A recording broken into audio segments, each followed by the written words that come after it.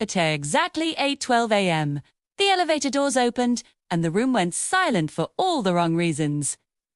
She stepped out alone. No assistant, no entourage, no designer briefcase. Just a slim leather folder tucked under her arm and a calm expression that didn't beg for anyone's approval. D. The receptionist barely glanced up. Cleaning staff enters through the service hall, she said, pointing toward a side corridor without looking twice. The woman paused. For a split second, the entire floor held its breath, not because anyone sensed something powerful had arrived, but because no one bothered to notice her at all. "I'm here for the merger meeting," she replied evenly. The receptionist finally looked at her, then at her shoes, then at her simple navy dress. A smirk. "Oh," she said slowly. "Vendors. Check in downstairs." A few men, in tailored suits waiting near the glass conference room, exchanged glances. One chuckled. Another muttered, "They really need to coordinate staffing better." The woman didn't react. Instead, she walked toward the conference room. That's when one of the executives stepped directly into her path. "Ma'am," he said, flashing a tight corporate smile. "We're about to begin a confidential board session. You can come back later to tidy up." A ripple of laughter spread behind him. For 5 long seconds, she simply looked at him. Not angry. Not embarrassed. Just memorizing. "Mine exactly where I need to be," she said quietly. He leaned closer. "Listen, I don't know who scheduled you, but this floor is restricted." Her eyes shifted to the gold nameplate on the door. Harrison & Co., Global Holdings. Inside, 12 board members were preparing to finalize the largest acquisition in company history. The buyout of a failing tech firm that had been hemorrhaging millions. And none of them knew the woman standing outside the door already owned 51% of it. Before she could respond again, the board chairman's voice echoed from inside. "Are we waiting on someone?" The executive blocking her turned and answered, "Just housekeeping confusion, sir. We'll handle it." She stepped past him. The laughter stopped. Inside the room, polished wood gleamed beneath the morning light. A long table stretched across the center, leather chairs occupied by men who had built careers on control. Every head turned toward her. One of them whispered, "Is this a joke?" The chairman adjusted his glasses. "Miss, this is a closed meeting." She placed her leather folder on the table. "My name is Naomi Carter," she said. Silence. Then a snort from the far end. "Naomi Carter." Someone repeated, as in the shareholder. Another wave of restrained amusement. The chairman frowned. "Ms. Carter's representative is supposed to arrive at 9. "I don't send representatives," she replied. A few seconds pass. Then the legal advisor flipped open his tablet. His face drained of color. "Sir," he whispered to the chairman. The chairman leaned over. Reed looked up again. Looked at her differently. The energy shifted subtly at first. The laughter evaporated. Shoulders stiffened. The executive who had blocked her path slowly stepped back toward the wall. "You're the chairman," began carefully, the majority stakeholder. "I am," Naomi said calmly. The room that had dismissed her minutes earlier now struggled to find oxygen. Naomi took the empty seat at the head of the table, the one reserved for power. No one stopped her. No one dared. For the next few seconds, she allowed the silence to stretch, not out of cruelty, but clarity. She wanted them to sit inside the discomfort they had created. Finally, she opened her folder. "Before we discuss acquisition terms," she began, voice steady, "I'd like to address something." Several executives avoided eye contact. The assumption that I work here to clean. No one moved. "No apology necessary," she added softly. "Your reactions were informative." The chairman cleared his throat. Miss Carter, I assure you, there's been a misunderstanding. There hasn't, she said. Her calmness unsettled them more than anger ever could. Naomi had built her tech company from a 2-bedroom apartment after being denied venture capital funding 17 times. She had been told she lacked market polish, that her projections were ambitious for someone with her background. She remembered every boardroom, every smirk, every polite rejection. And she remembered Harrison and Cole most of all. 10 years earlier, she had interviewed there for an entry-level analyst role. The same executive who stood frozen by the wall had conducted it. He had looked at her resume, double honors, top university, patented algorithm, and asked if she was comfortable taking direction. When she asked what that meant, he had smiled and said, "You don't exactly fit our culture."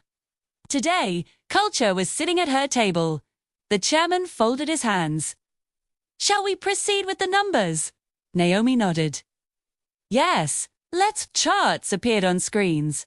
Projections filled the air. Words like synergy, leverage, scalability. But the tone had changed.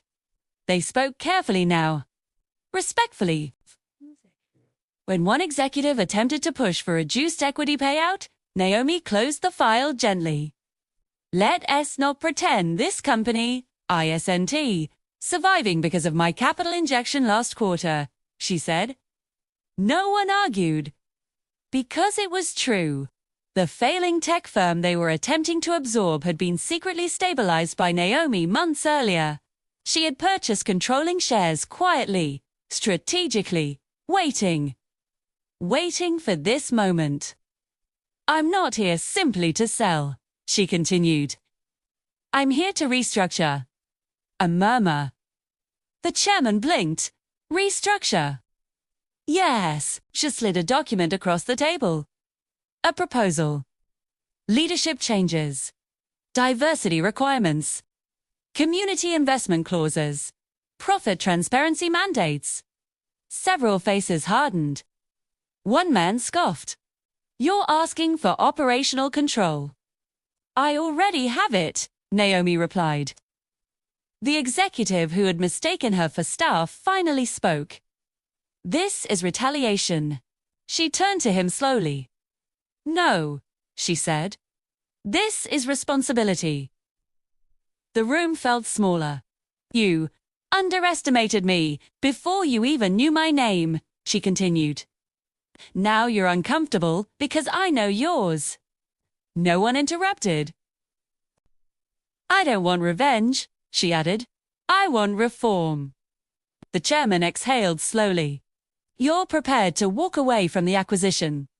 I'm prepared to let it collapse, she said, and rebuild it better. The threat wasn't loud. It didn't need to be. For 20 minutes, negotiations resumed, but this time on equal footing. By 10:03 a.m., signatures were placed, terms adjusted, power redistributed. And when the final document slid toward Naomi, the same executive who had blocked her path hesitated before speaking. Ms. Carto. She looked at him. I owe you an apology. Shu studied his face carefully. Do you? She asked gently. He swallowed. Yes. For what part? She pressed Z. The room stiffened again. For assuming, he said quietly. Naomi nodded. Assumptions cost you control today, she replied. Make sure they don't cost someone else opportunity tomorrow. She signed, closed the folder, stood. No applause followed. No dramatic music.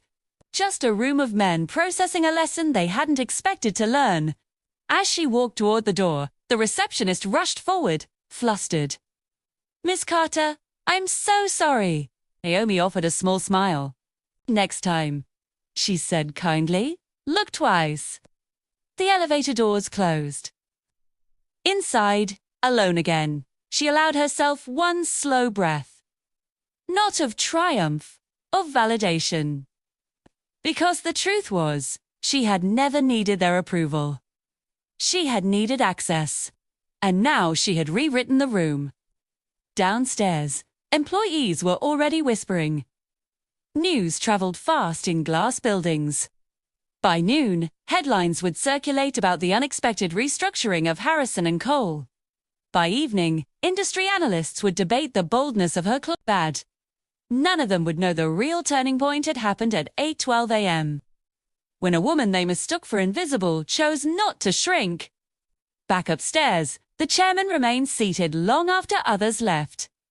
He stared at the empty chair Naomi had occupied. Power, he realized, didn't always announce itself. Sometimes it walked in quietly and waited. 3 weeks later, the first changes began. Hiring policies revised, fellowship programs funded. Internships opened in neighborhoods the company had never considered before. Some executives resigned. Others adapted. The man who had interviewed Naomi a decade earlier found himself reporting to a new compliance director appointed under her restructuring clause. Irony has a precise sense of timing. Meanwhile, Naomi returned to her own headquarters, a building she had purchased outright. Her employees greeted her not with fear, but loyalty. They knew her story. The rejections. The nights coding until sunrise. The investors who laughed. She called a company-wide meeting that afternoon. Today, she told them, we proved something. They listened closely. Not that we can win. A pause, but that we can change the rules. Applause erupted. Not because she had humiliated anyone, but because she had opened doors that once closed on her. Later that evening, Naomi sat alone in her office overlooking the city skyline. Lights flickered across buildings that once intimidated her. She thought about the receptionist, the smirks, the laughter, and she felt no bitterness, only clarity. Disrespect had been the catalyst, but vision had been the weapon. Her phone buzzed. A message from the chairman, looking forward to building something better. She read it twice, then typed back, "Let's." Outside, the city continued, unaware of the quiet revolution that had unfolded inside one conference room. No shouting, no scandal, just a shift. Because sometimes the most powerful moment in a room isn't when someone is recognized. It's when they refuse to be reduced. And at 8:12 a.m., Naomi Carter had walked into a space that tried to shrink her. By 10:03 a.m., she owned it.